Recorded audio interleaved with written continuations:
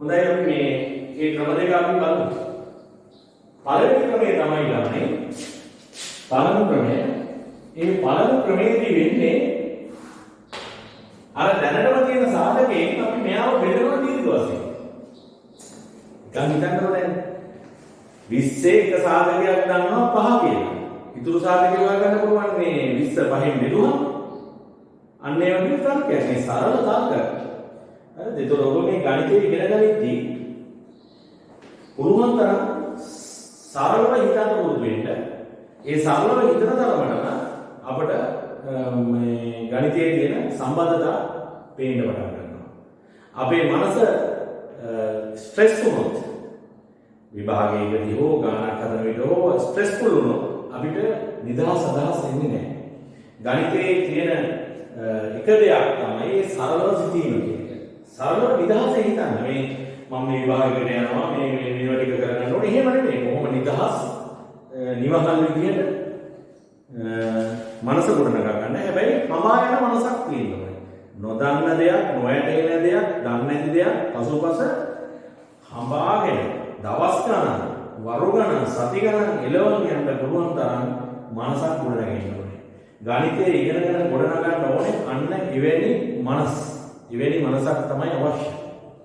ඒ නිසා හඹා යන මනසක් තියෙන්න ඕනේ. ඕන තරම් කල්පනා කරන්න පුළුවන්කම තියෙන්න ඕනේ. අසීමිත ලෙස හිත බලන්න පුළුවන්කම තියෙන්න ඕනේ. කම්මැලිකම මනසෙන් නැති වෙන්න ඕනේ. හැබැයි ඒ වගේම ඒක කරන්න ඕනේ සැහැල්ලුවෙන්. අන්න එතනයි තියෙන ප්‍රශ්නේ. ඒක සැහැල්ලුවෙන් තමයි ඒක කරන්නේ. හොඳයි බලමු පළවෙනි ක්‍රමය. එහෙමනම් මම මෙයාව බෙදනවා අර x වින 3.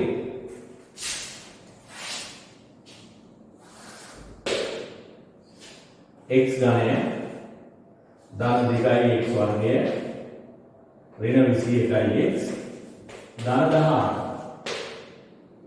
මෙයාව බෙදනවා x වින 3. දැන් මෙයා සාධකයක් නිසා ස්කෝර් එක කරන ශේෂයේ බිඳුව වෙලා ඉන්න ඕනේ. බිඳුව වෙලා ආවෙ නැත්නම් කොහෙද අපි වැරද්ද? අපි බෙදමු x වර්ගය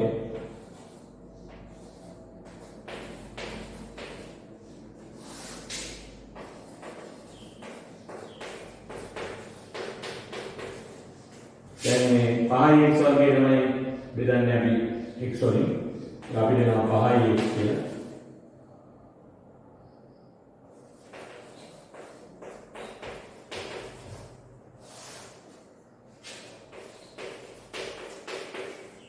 දැන් ඍණ 6යි x තමයි x වලින් බෙදන්නේ. ඒතකොට උත්තරේ ඍණ 6යි. ඔබට පේනවා මේක අනුදර ගමන් බිඳුව. ඒ කියන්නේ අපේ කර්තව්‍ය හරියට සිද්ධ වෙලා තියෙනවා. එතකොට මේ ඉතුරු වර්ගයට සාධකේ තමයි මේ හම්බෙන්නේ. හරි. එහෙනම් ඒ සාධකය අපි සාධක කොට ගන්නවා. x වර්ගය ගන්න 5x ඉන්න 6. ඔබ බැලුවොත් ඔබට පෙනේවි මේක x ධන 6යි x ඉන්න එකයි කියලා සාධක දෙයකට කැරෙනවා. ඒතර අපි ඉල්ලන්නේ මොකද්ද? ඉතිරි සාධක දෙකට සොයන්න. මේ තියෙන්නේ ඉතිරි සාධක. ඉතින් අපි ඕනනම් fx කියන කෙනා සාධක වලට බෙදලා ලියලා දෙන්න. x ඉන්න 3 x ධන 6 x ඉන්න කියලා වෙනනම් හරි. ඒතර මේ තමයි පළවෙනි ක්‍රමය. අපි බලමු මේක කරන්න පුළුවන් දෙවෙනි ක්‍රමය. දෙවෙනි ක්‍රමයේදී අපි මේ දීර්ඝ බෙදීම පාවිච්චි කරන්නේ නැහැ. අපි ඒ වෙනකොට මෙන්න මෙහෙම වැඩක් කරනවා.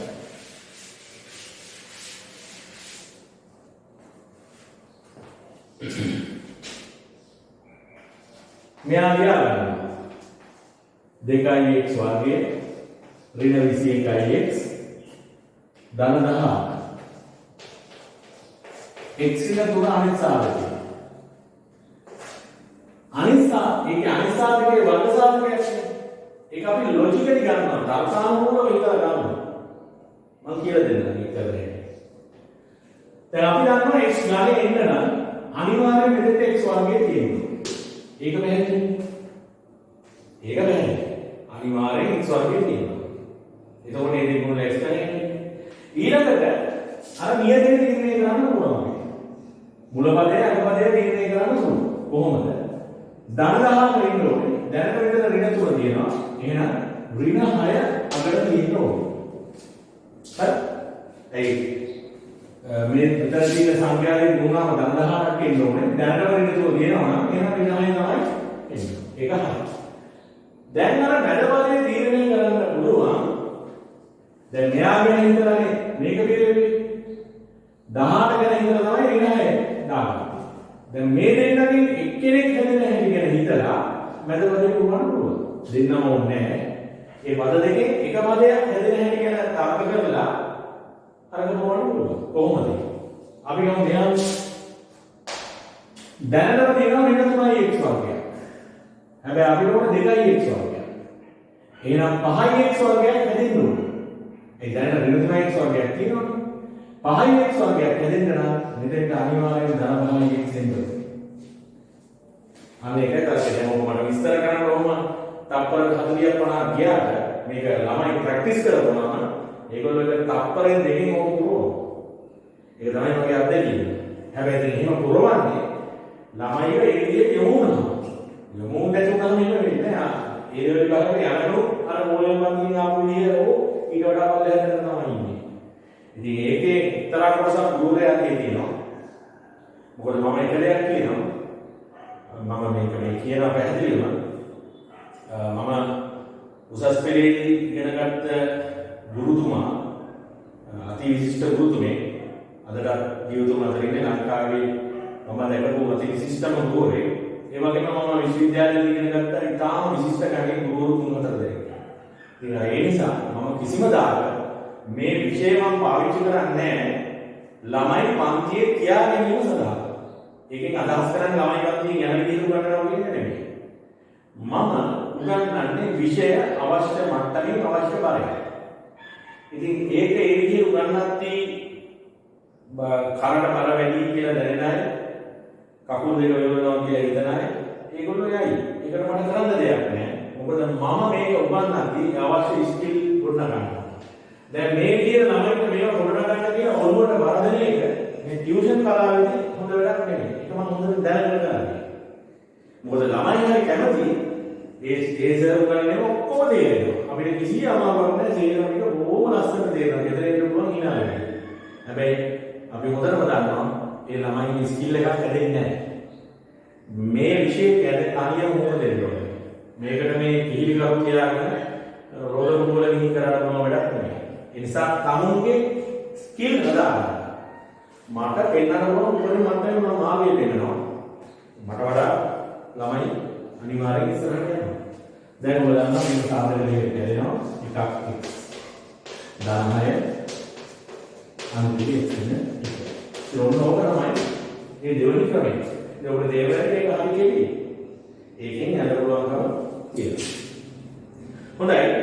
ඉතින් මම ටියුට් එකේ ගණන් සෑහෙන ප්‍රමාණයක් දුන්නා. මේ දුන්න ගැටලු අතරේ මේ මෙන්න මේ 16 වෙනි ගාන මට හිතෙනවා හදවත හොඳයි කියලා. හදවත හොඳයි කියලා. 16 වෙනි ගාන හදවත හොඳයි කියලා කියනවා. ඒ නිසා මම 16 වෙනි ගානට යනවා. ඊළඟ දේ තමයි මේ වීඩියෝ මාලාව. දැන් ඇත්තටම මේක හදිස්සියේ ගත තීරණයක් තමයි කරපු දෙයක් නේ. මේ කොරෝනා සිද්ධියත් එක්ක වෙන කරන්න දෙයක් නැතුව කියන්නේ. නමුත් මේ තාක්ෂණය ඔස්සේ යනකොට මට වෙනිච්ච දේ තමයි මේක බොහොම නිර්මාණශීලීව අපි හැමදෙනාටම බොහොම ප්‍රයෝජනවත් විදිහට පාවිච්චි කරන්න පුළුවන් කියන්නේ. ඒ නිසා තමයි මම තීරණය කළේ අර සතිය නැද්ද දවස ඔයගොල්ලන්ම ගෙදර තියලා මම මේ වැඩේ කරනවා කියලා.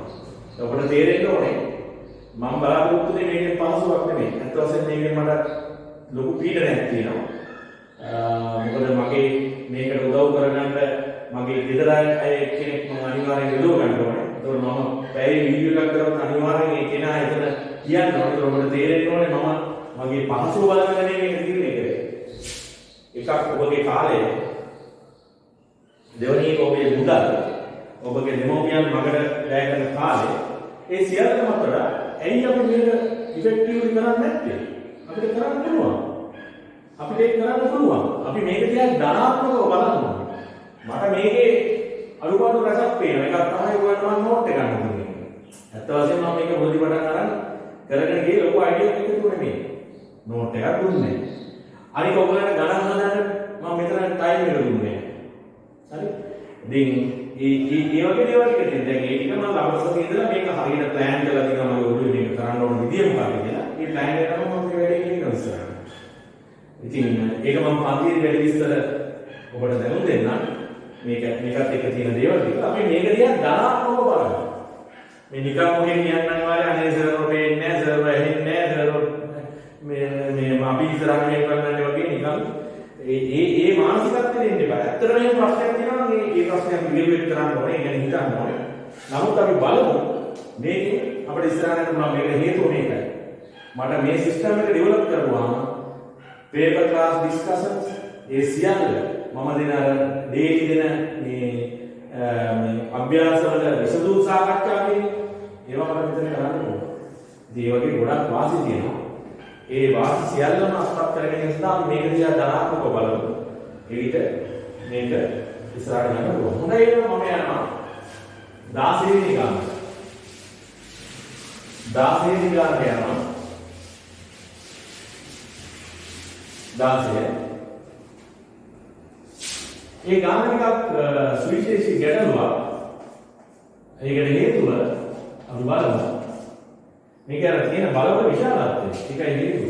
උදේ තියෙනවා fx සමානයි කියලා. x වල 200 ධන 3x වල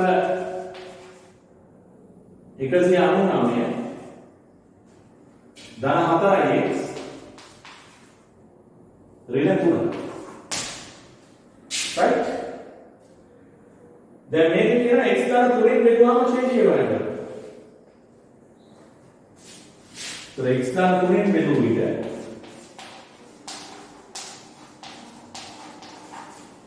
ශේෂය ඔබ දන්නවා x ධන 3ෙන් නම් බෙදන්නේ ශේෂයේ f ඍණ 3.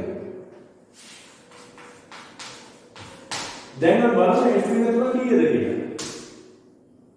ඍණ 3 200 වලේ ධන 3 වාරයක් ඍණ 3 199 වෙනි වලේ ධන 4 වාරයක්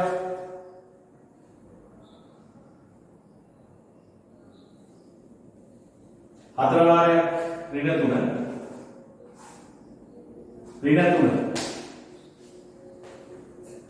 දැන් මෙතන පොඩි අවුලක් වෙන්න වෙනවා මේ ඍණ 3 200 වෙනි වලේ ඊළඟට ඍණ 3 199 3ෙන් මොනේ ඒක සුළු කරන්න නෑ ලේසියෙන් කෙනෙකුට පුළුවන් කියලා. හැබැයි මෙතන පොඩි ට්‍රිකි පොයින්ට් එකක් තියෙනවා. ඒක දැක්කම මේ සුළු කිරීම කරන්න පුළුවන් බොහොම පහසුයි. ඔබට පේනවා මේ තියෙන ධන 3 කියන එක. මේ මෙතන තියෙනවා ධන 3 කියලා අගයක්. මෙන්න මේ ධන 3 මට ලියන්න පුළුවන් නේද මෙන්න මෙහෙම බලන්න. ඍණ 3 කියලා. එහෙම ලියුවොත් වරදක් නැහැ. ඊට මෙතන තියෙනවා ඍණ 3 199 වෙනි බලය. මේක දුන්නාම ඍණ 15ක් වෙනවා මෙතන. ඍණ 3 200 වෙනි බලය.